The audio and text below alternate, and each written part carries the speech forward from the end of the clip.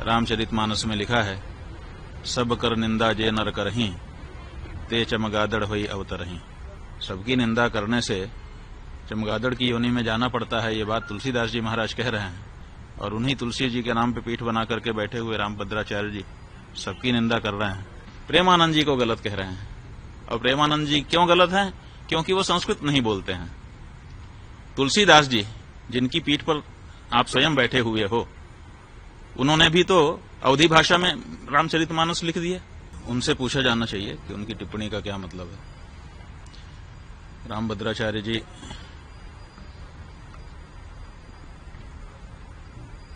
सबकी निंदा करते हैं। पूरी के शंकराचार्य के बारे में कहा है कि रामचरितमानस में तुलसीदास जी ने जिस तुलसी पीठ पर वो बैठे हैं, उसी तुलसीदास जी महाराज ने रामचरितमानस में लिखा है, सब कर निंदा जे नर करहीं, ते चमगादड़ होई अवतरहीं। तो सबकी निंदा करने से चमगादड़ की योनि में जाना पड़ता है, ये बात तुलसीदास जी महाराज कह रहे हैं। और उन्हीं तुलसी जी के नाम पे पीठ बना करके बैठे हुए रामभद्राचार्य जी सबकी निंदा कर रहे हैं। क्या उन्होंने ये एक चौपाई पढ़ी नहीं है, या फिर उस चौपाई के कुछ और अर्थ उन्होंने समझ लिए हैं? ये तो उनसे चर्चा करने पर ही पता चलेगा। रामभद्र जी ने कहा है कि उन्हें 1 लाख क्या कहते हैं शुभ लोग आते हैं, तो क्या कहेंगे आप? ऐसा है कि दावा किया है उन्होंने कि हमको कभी कहा है कि 1 लाख पन्ने याद हैं पृष्ठ, और कभी कहा है कि 1.5 लाख पन्ने याद हैं पृष्ठ। तो अब 1 लाख पृष्ठ याद हैं कि 1.5 लाख पृष्ठ याद हैं, इसकी कोई परीक्षा तो हुई नहीं है। दावा उन्होंने जरूर किया है। उन्होंने 3 दावे, वैसे तो अनेक दावे किए हैं, लेकिन 3 प्रमुख दावे हैं। एक उनका दावा है कि मुझे 1.5 लाख पृष्ठ याद है, कंठस्थ है। दूसरा उनका दावा है कि हमको 23 भाषाएं आती हैं। और तीसरा उनका दावा है कि मैंने राम जन्मभूमि में जो गवाही दी उसके कारण फैसला हो गया। लेकिन इन तीनों दावों की पुष्टि अभी नहीं हुई है, क्योंकि 1.5 लाख पृष्ठ उनके कंठ में हैं, कभी परीक्षा तो हुई ही नहीं है, तो बिना परीक्षा के दावा ही है। इसलिए हम चाहेंगे कि 1.5 लाख पृष्ठ कौन कौन से हैं उनको निकाल के एक जगह पे रखें, और फिर लोगों को आमंत्रित कर दें कि आइए, जिसको किसी भी प्रश्न से पूछना हो हमसे पूछिए, हमको सब कंठस्थ है। 150 पृष्ठों से 1.5 लाख पृष्ठ याद हैं, तो कम से कम 150 पृष्ठ एक बार पूछ लिए जाएं, कोई भी पृष्ठ, और उसके बाद अगर वो सब सुना देते हैं तो सब लोग जय जयकार करेंगे, हम लोग भी जय जयकार करेंगे, है ना। ये विश्व के लिए बड़ा अचंभा होगा कि हमारा एक संत 1.5 लाख पृष्ठ कंठस्थ करके बैठा है। तो हम चाहेंगे कि अब ये मौका आ गया है कि वो 1.5 लाख पृष्ठ कौन कौन से हैं छांट दें, और उनको एक मेज पर सजा दिया जाए, और फिर लोगों को बुला लें। 150 पृष्ठ केवल पूछे जाएंगे। अगर 150 पृष्ठ कंठस्थ उनको हो गए उनमें से, तो हम लोग मान लेंगे कि सब कंठस्थ हैं। वो कहते हैं कि 23 भाषा हमको आती है। अभी तक उनका कोई भी वीडियो YouTube पर खोजने से हिंदी के अलावा दूसरी भाषा में मिलता नहीं है। तो अगर 23 भाषा आती होती तो 23 भाषा में उनका कोई न कोई प्रवचन होता कहीं न कहीं। तो 23 भाषा कौन कौन सी है उसकी सूची वो बता दें।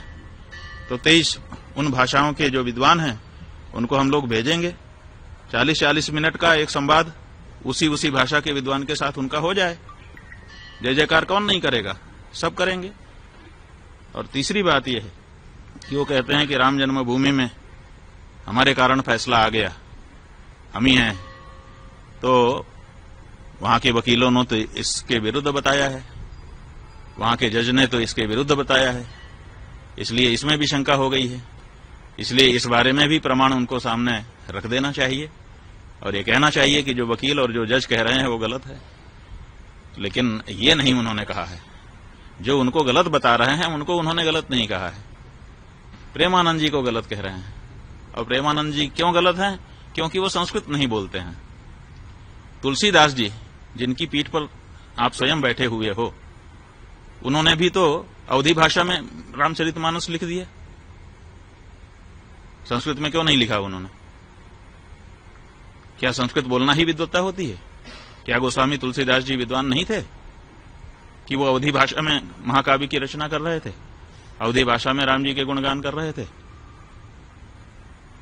अगर संस्कृत में बोलना ही विद्वत्ता है तो इस सिद्धांत के अनुसार तो तुलसीदास जी भी विद्वान नहीं आपकी दृष्टि में होंगे, क्योंकि उनका तो सारा का सारा साहित्य, चाहे वो बरवे रामायण हो, चाहे वो गीतावली हो, चाहे कवितावली हो, चाहे हनुमान चालीसा हो, चाहे बजरंग बाण हो, छोटे से छोटा बड़े से बड़ा रामचरितमानस, सब कुछ अवधी भाषा में है, संस्कृत में नहीं है।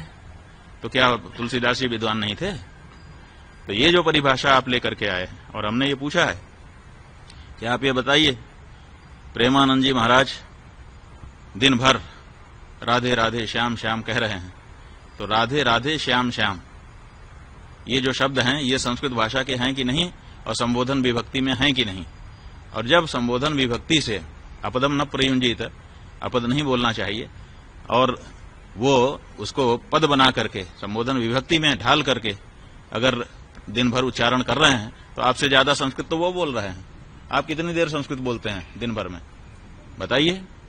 केवल प्रवचन में जहां उदाहरण देने का अवसर आता है, कुछ श्लोक आप बोलते हैं, उतना ही तो संस्कृत आपके द्वारा बोला जाता है, और वो दिन भर राधे राधे श्याम श्याम रटते हैं, जो कि पद है, जो कि संस्कृत व्याकरण की दृष्टि से शुद्ध शब्द है। तो वो तो आपसे ज्यादा संस्कृत रोज बोल रहे हैं, और आप कह रहे हैं कि वो संस्कृत नहीं बोलता है। माने संबोधन विभक्ति में जब भगवान का नाम बोला जाता है तो क्या वो संस्कृत नहीं होता है? और अगर संस्कृत होता है तो वो तो संस्कृत ही बोल रहे हैं, दिन भर संस्कृत बोल रहे हैं। आप उनको क्यों कह रहे हैं कि वो संस्कृत नहीं जानते हैं? तो ये जो बातें हैं, इन सब से पता चलता है कि या तो उनकी बात को ध्यान ही देना छोड़ दिया जाए, बिल्कुल अप्रमाण मान लिया जाए, और या तो फिर उनको अपनी योग्यता और अपने जो दावे हैं उनको जनता के सामने आकर के प्रमाणित कर देना चाहिए। हम कहना चाहेंगे, वो पुरी के शंकराचार्य जी को कहते हैं कि वो संस्कृत नहीं बोलते हैं। संस्कृत नहीं बोलते, कोई इच्छा से बोलता है? भाषा जो है वो विवक्षाधीन होती है। विवक्षा का मतलब होता है बोलने की इच्छा। हमको इच्छा होगी तो हम बोलेंगे, इच्छा नहीं होगी नहीं बोलेंगे। कोई हमको जबरदस्ती करेगा कि तुम यही बोलो? ये तो महाराष्ट्र के ठाकरे बंधु हो गए कि बोलना ही पड़ेगा। अरे भाषा जो है, भाषा का नियम है, वो विवक्षाधीन होती है। जो बोलना चाहता है वो बोलता है, जिसको नहीं इच्छा होती है नहीं बोलता है। कौन सा शब्द मैं बोलूंगा ये कोई हमको बताएगा? हम खुद बोलते हैं। जब हमको जिस शब्द की इच्छा होती है उस शब्द का उच्चारण अपने मुख से हम करते हैं। भाषाएं जो होती हैं वो विवक्षाधीन होती हैं, बोलने की इच्छा के अधीन होती हैं। तो ऐसी परिस्थिति में वो नहीं बोलते हैं उनकी इच्छा, लेकिन वो संस्कृत के विद्वान नहीं है, ऐसा तो नहीं है। हम तो जहां तक हम देखिए, हमने पुरी के शंकराचार्य जी का भी प्रवचन सुना है, गंभीरता से सुना है, और इनका भी प्रवचन सुना है, और हम ये कह रहे हैं कि पुरी के शंकराचार्य जी इनसे बहुत बड़े विद्वान हैं।